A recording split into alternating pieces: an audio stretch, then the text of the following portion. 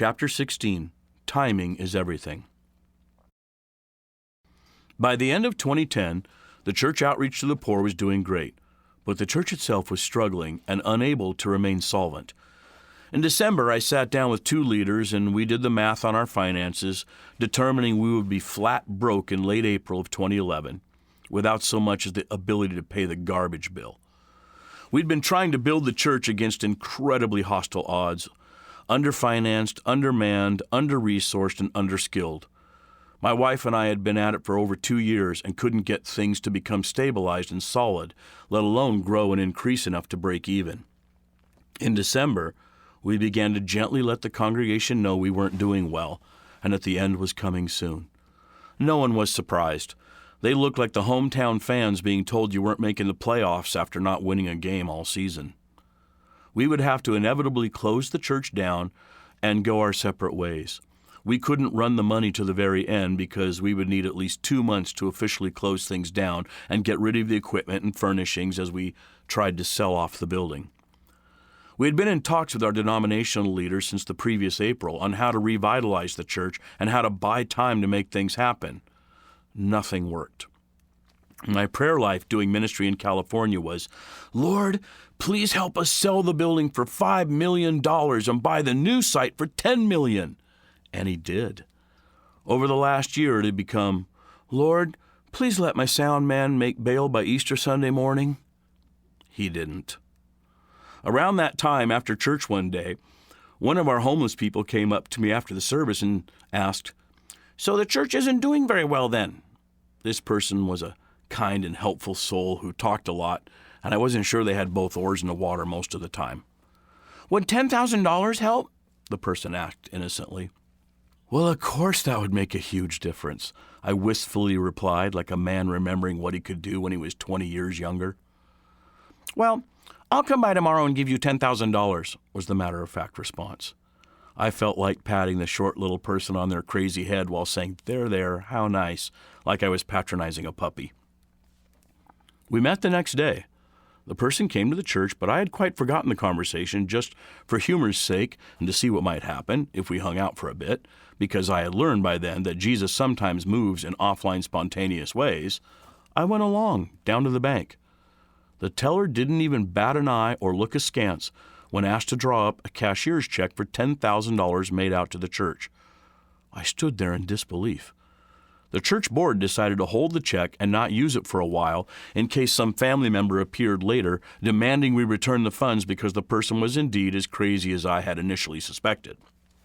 It turns out this person owns a lot of property and lives homeless due to other reasons besides a lack of money. It wasn't enough to put us totally over the top, but if God did something new, it would make a ton of difference to buy us time to see if God had other plans unfold. We were going to hold the funds in reserve to give back if things didn't work out. Meanwhile, we just kept on with our closing plans. In our denomination, the local church owns all of its assets and its titles to property unless it closes down. If we closed down, all the assets would revert to the denomination according to the bylaws. In January, we had a couple of denominational leaders come and consult with us again. They advised us to close the church and perhaps come up with an alternative strategy to keep some kind of ministry to the poor going in the aftermath. I wrote just such a proposal and submitted it to the denomination when I went to our annual midwinter conference in Chicago at the end of that month. I came home and our church leaders scheduled a congregational meeting for mid-February to lay on the table our plans to close by April. We knew it would take several months to clean out the place, conduct closing services, transfer or sell the assets, and generally lay this ministry appropriately in the grave, hopefully to stay down this time. The problem was, I didn't get any response from the denomination by the time of the congregational meeting. So we took care of other business and tabled our closure talks for 1 more month, until the end of March. I wasn't too panicky because if we needed it, the $10,000 was still in the bank and to be used in dire emergency, and we could reimburse the donor upon sale of the building. I would feel awfully guilty taking such a sum and then closing down. The first week of March, our regional conference superintendent came out to meet with our leadership team. He confessed that even though we had been talking with him for some time about our situation, his heart broke when he read the proposal to close down. He then spent the month of February working behind the scenes with other denominational leaders on our behalf for an alternative solution. 4 factors were converging at this moment to change the story for us. First of all, our church was growing. When I came, there were just over 30 people on a Sunday. More than half of them had since left. But a typical Sunday now saw around 70 people, not all of whom were sober and definitely not clean, I admit, but they were still there to worship and meet God. The second factor was that our ministry to the poor was too good to shut down, and we hadn't quit. The superintendent confessed that no one thought we would still be going by now. Many people talked behind the scenes of us closing last summer, and then in the fall, and then in December. Both the local nonprofits and our own denomination were stunned we were still standing. Like Rocky at the end of the first movie, we were the long-shot bet that no one would count on, but secretly hoped would win. I felt as beaten and battered as Rocky, but we still stood. The denomination had simply underestimated the stubbornness of my wife and I when we got thrown into battle. The biblical word for that is perseverance, but sometimes it's hard to tell the difference. Sometimes it's a really fine line between faithful and stupid. The third factor was that the current business market meant the property value had plummeted. The site was worth over $2 million a few years before. Its worth had plummeted to only $1.3 million. The only written offer we had received after having the place on the market for 6 months was for half of that. One local church met with us to make a purchase offer. In the end, their offer consisted of having us give them the site, and they would let us stay for 1 more year feeding the downtown homeless.